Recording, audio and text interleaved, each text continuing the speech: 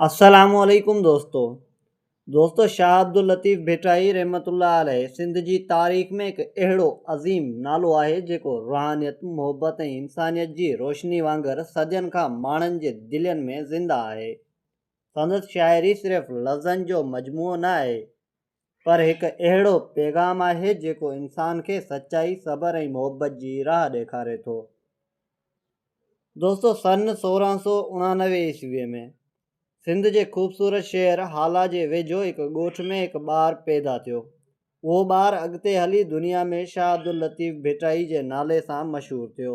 संदसि वालिद शाह हबीब हिकु वॾो आलिम परहेज़गार इंसानु हो। नंढपिण खां ई लतीफ़ साईं जी तबियत ॿियनि ॿारनि खां मुख़्तलिफ़ हुई। हू अक्सर ख़ामोश वेही फितरत खे ॾिसंदो रहंदो हो।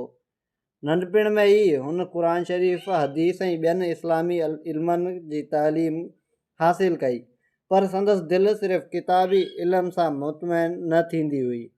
हू दुनिया जी हक़ीक़त खे सम्झणु चाहींदो हो।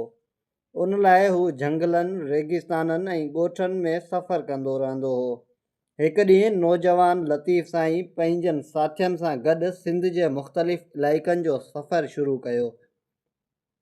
हुन सफ़र दौरान हुन ग़रीब माण्हुनि मालूदनि मुसाफ़िरनि ऐं दरवेशनि सां मुलाक़ातूं कयूं।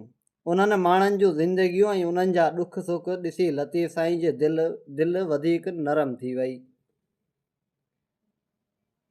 घणनि सालनि जे सफ़र खां पोइ लतीफ़ साईं भिटशाह में अची रिहाइश इख़्तियार कई।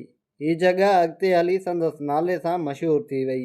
अॼु बि माण्हू उन शहर खे वॾी अक़ीदत सां यादि कनि था। भिटशाह में लतीफ़ साईं रातियूं जागी इबादत कंदो हो। हू पंहिंजे साज़ तंबूरो सां गॾु अल्लाह जी मोहबत जा गीत ॻाईंदो हो। संदसि चौधारी दरवेश वेही रुहानी महफ़िलूं कंदा हुआ। उन्हनि महफ़िलनि में लतीफ़ साईं जा बेत पढ़िया वेंदा हुआ जेके माण्हुनि जे दिलनि ते गहरो असरु छॾींदा हुआ। लतीफ़ साईं जी शाइरी में सिंध जूं लोक कहाणियुनि जो वॾो ज़िक्र आहे। उन्हनि कहाणियुनि जे ज़रिए इंसान खे सब्र, वफ़ादारी ऐं इश्क जो दर्स ॾिनो। संदसि शाइरी में मूमल, ससुई, पुन्नू ऐं राणू जहिड़नि किरदारनि जो ज़िक्र मिले थो। उन्हनि कहाणियुनि में असल में इंसान ऐं ख़ुदा जे विच में इश्क जो पैगाम लिखियलु आहे। लतीफ़ साईं चवंदो हो त जेको इंसान सचाई ऐं मुहबत जी राह इख़्तियार कंदो उहो ई असल कामयाबी हासिल कंदो। संदसि नज़र में अमीर ऐं ग़रीब सभु इंसान बराबरि हुआ। भिटशाह में हर राति लतीफ़ साईं जी महफ़िल लॻंदी हुई। दरवेश तंबूरो वॼाईंदा हुआ ऐं शाह जा बेत ॻाईंदा हुआ। जॾहिं शाह लतीफ़ पंहिंजा बेत ॿुधाईंदो हो त ॿुधंदड़नि जूं अखियूं ॻोड़नि सां भरिजी वेंदियूं हुयूं।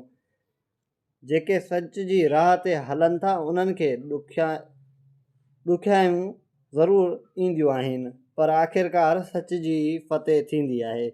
सन 1752 ईस्वीअ में जॾहिं लतीफ़ साईं जी उमिरि काफ़ी थी वई हुई त हुन दुनिया खे अलविदा चयो, पर संदसि पैगाम अॼु बि ज़िंदा आहे। संदसि मज़ार शाह अब्दुल लतीफ़ भिटाई शराइन ते हर साल हज़ारे माण्हू हाज़िरी भरींदा आहिनि।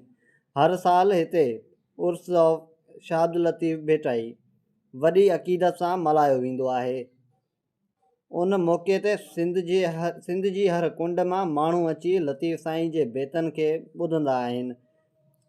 सिर्फ़ु शाह अब्दुल लतीफ़ भिटाई सिर्फ़ु हिकु शाइर न हो पर हिकु रूहानी रहबर हो। संदसि किताब सिंधी अदब जो सभ खां वॾो शाह जो रिसालो ख़ज़ानो सम्झो वञे थो। अॼु बि सिंध जा ॻोठ, शहर ऐं रेगिस्तान लतीफ़ साईं जे बेतनि सां गूंजंदा रहनि था।